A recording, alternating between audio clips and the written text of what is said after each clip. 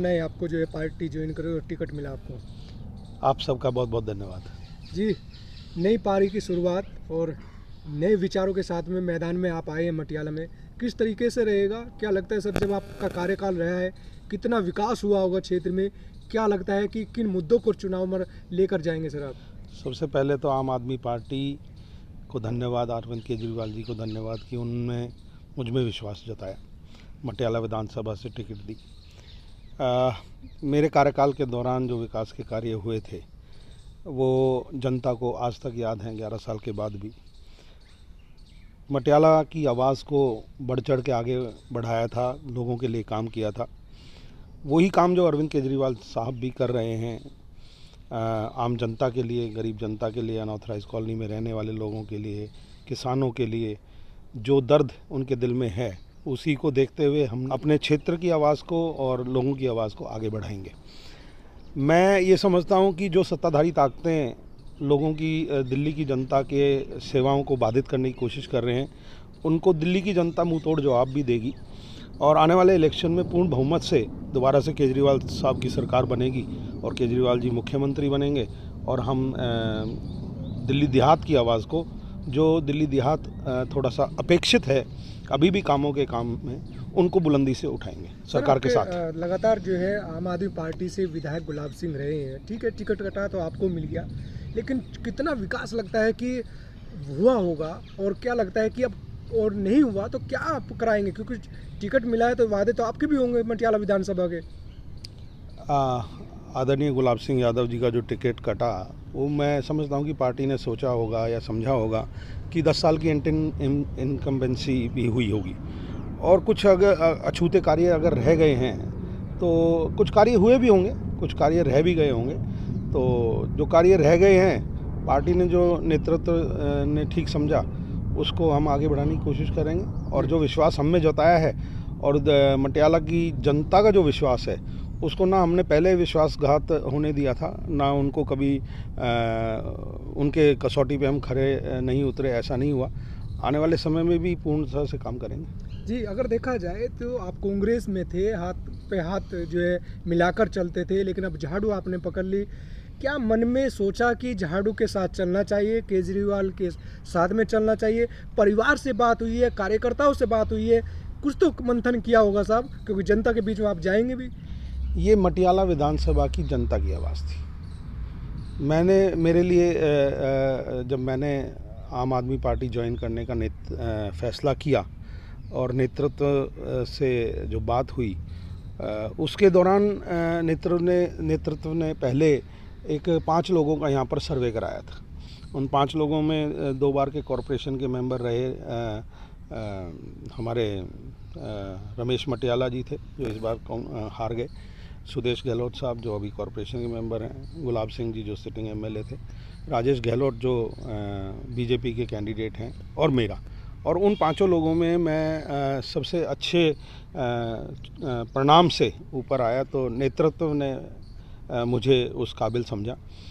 मटियाला की जनता की आवाज़ थी कि जो सहयोग और काम वो मुझसे चाह रहे थे, वो आम आदमी पार्टी के सिंबल पर कामयाब था और हमने उस आवाज़ को सुनते हुए और आगे समझते हुए कि जो लोगों का, मासेस का जो काम करने का है, वो सत्ताधारी ताकतों के साथ मिलकर करा जा सकता है और सत्ता में अरविंद केजरीवाल साहब दोबारा से आ रहे हैं। जी, क्या लगता है सर, विधानसभा की अगर बात करें तो सबसे बड़ा विधानसभा ये क्षेत्र है और गांव देहात जिसमें कॉलोनियाँ भी हैं, स्लम बस्तियाँ भी हैं, तो सुमेश जी आप तो भली बात ही जानते हो क्योंकि आप लगातार विधायक भी रहे हैं, तो क्या लगता है सर विकास कितना चलेगा?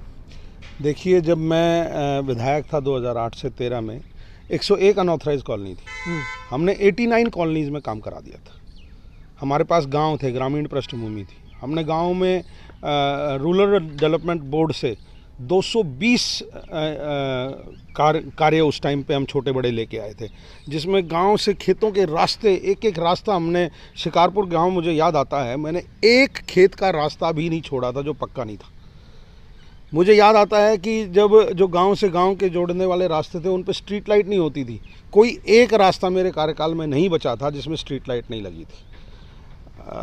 तो अनऑथराइज की बात करें, जे क्लस्टर्स की बात करें, आपको द्वारका को याद होगा, आपको भी, आप उस टाइम भी कवर करते थे कि द्वारका में पानी पीने की बहुत किल्लत होती थी और लाखों रुपए सोसाइटीज़ का द्वारका के टैंकर्स का बिल आता था। आपने बर्तन तो दिए थे, ये तो सच्चाई है। और इसमें कोई दोराय नहीं, 800 करोड़ रुपए की लागत से हमने द्वारका का जो जाल बिछाया था डीडीए ने पानी की पाइपलाइन का, और उसको कनेक्ट किया था हमारे यूजीआर से, जो हमारा नजफगढ़ ड्रेन पे बना हुआ है। और उस नजफगढ़ ड्रेन पे जब यूजीआर बन के तैयार हो गया था तो वहाँ पर फीडर नहीं था, उसको रन करने के लिए इलेक्ट्रिकल फीडर नहीं था।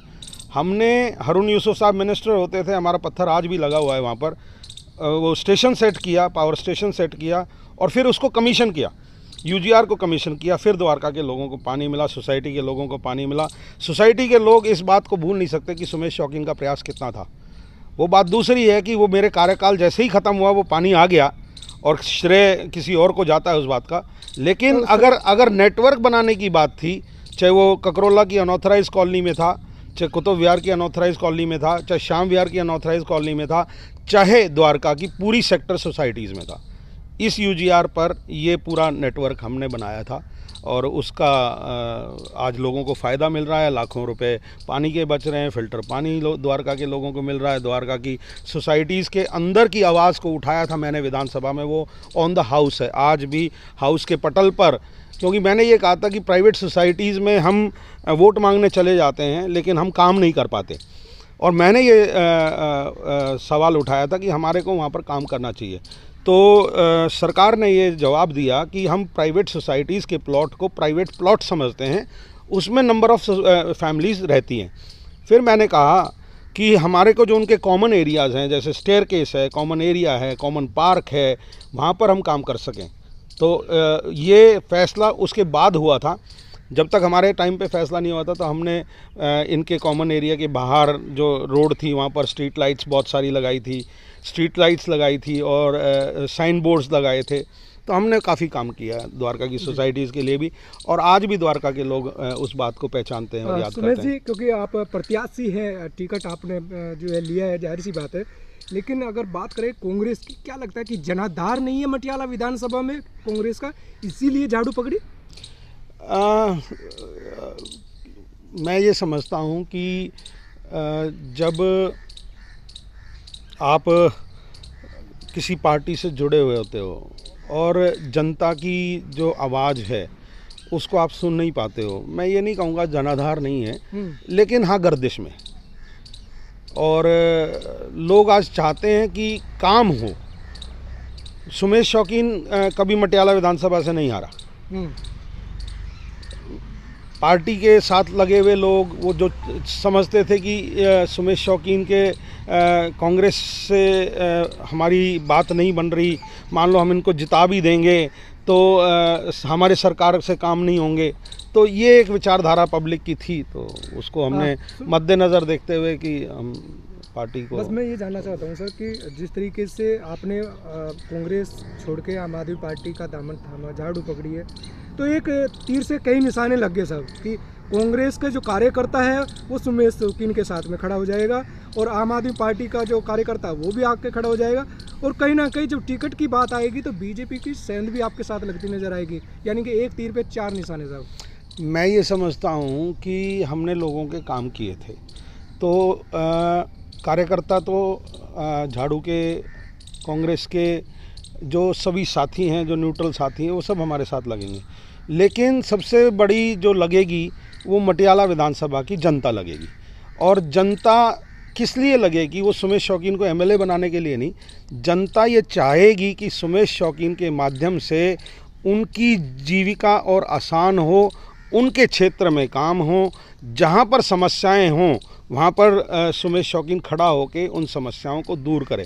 क्योंकि हम इतने इजीली एक्सेसिबल एमएलए रहे हैं 2008 से 13 के बीच में, और 11 साल का कार्यकाल के बाद भी आज भी पब्लिक जब हमारे को जहाँ चाहती है वो हमारे को वहाँ पाती है। जी, क्षेत्र की जनता को क्या मैसेज है टिकट मिलने पर?